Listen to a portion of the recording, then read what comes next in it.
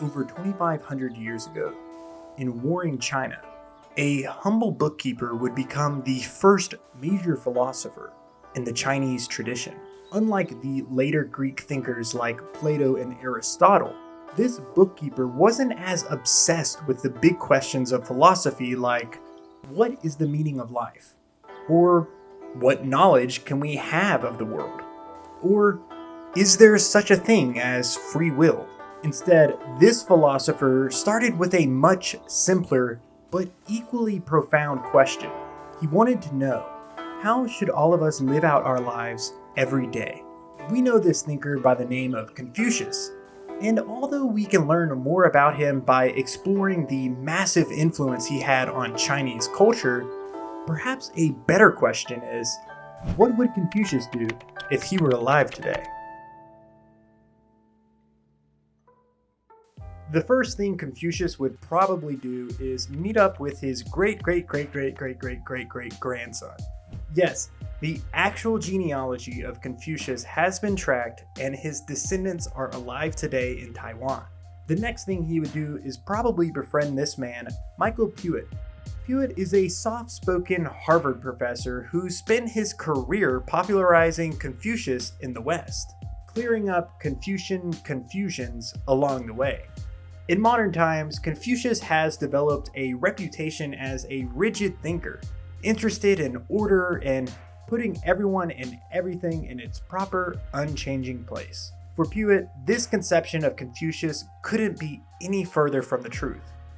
The world to Confucius isn't this immutable, permanent place written in stone, but instead a place of constant flux.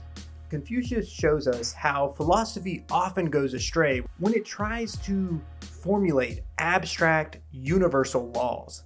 It hinders our ability to wrestle with the complexities of situations and obstructs our understanding of how to express goodness. Think about today. Everyone goes around trying to make sense of the world by trying to describe it a certain way. They might be in business and see the world as a dog-eat-dog world. Or maybe they're a hippie, and the world is this big relationship between man and nature.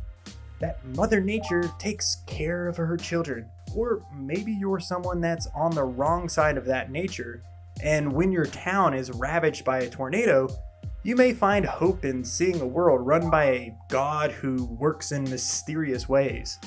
For Confucius, these abstract laws get in the way of seeing each unique situation for what it truly is, a contingent, always changing unknown.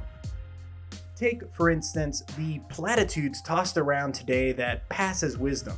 If you were to tell Mark Zuckerberg in his dorm room to drop out of college and start Facebook, you might be right to advise him with a common wisdom like, in order to win big, Mark, you have to take big risk. In hindsight, this would appear as sage advice.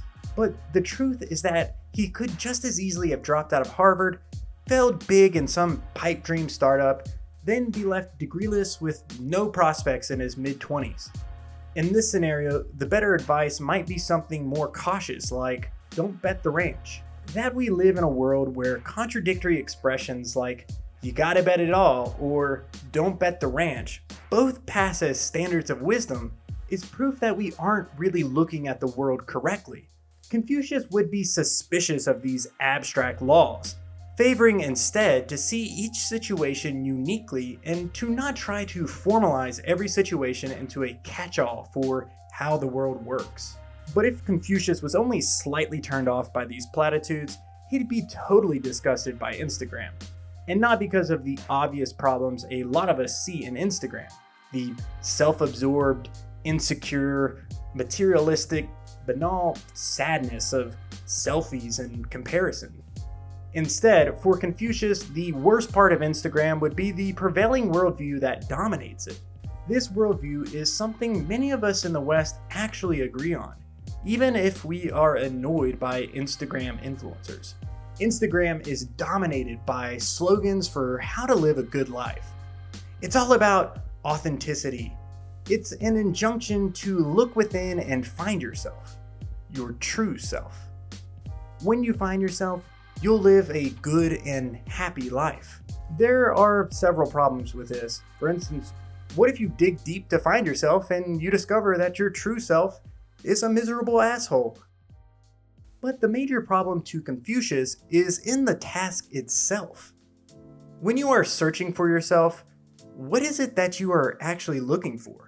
What we are looking for is just a snapshot of who we are at a certain time and place. As Puett explains, what we in the West define as the true self is actually just patterns of continuous responses to people in the world, patterns that have built up over time. For instance, you might see yourself as a shy person who likes to read and listen to classical music. But what does that even mean? Are you a shy person because it's a fundamental fact of the universe, or because it's the pattern you've developed for handling social circumstances? Is the fact that you like classical music an existential reality, or just a product of developing a taste for classical music over time?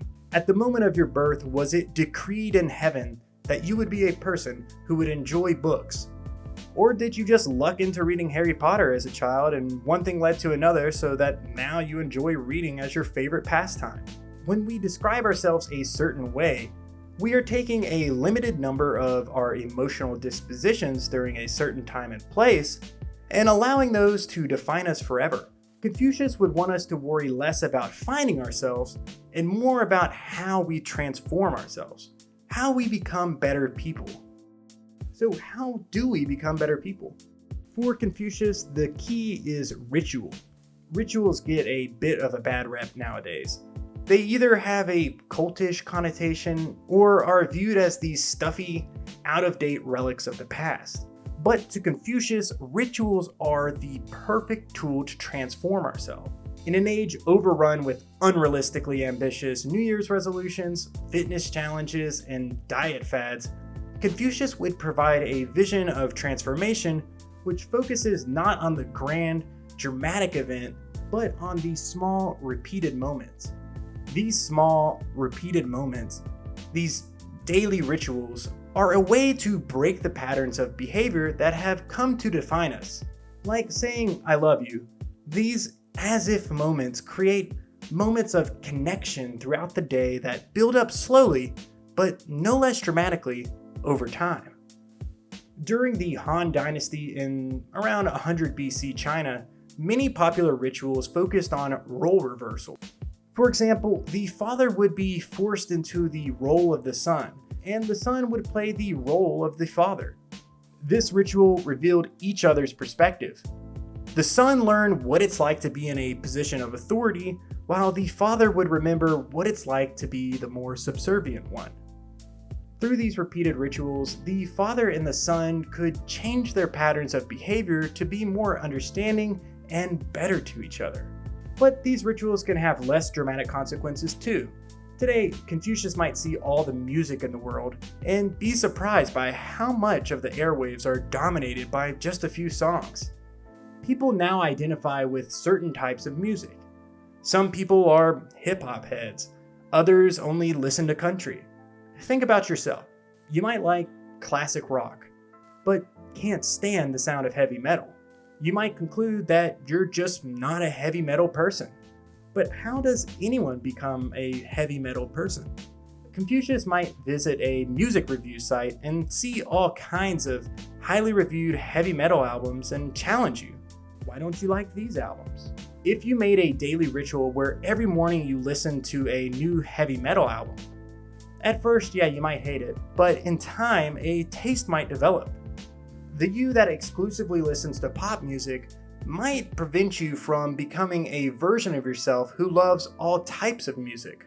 Maybe who you truly are is someone who hasn't developed their love of obscure yodeling albums yet.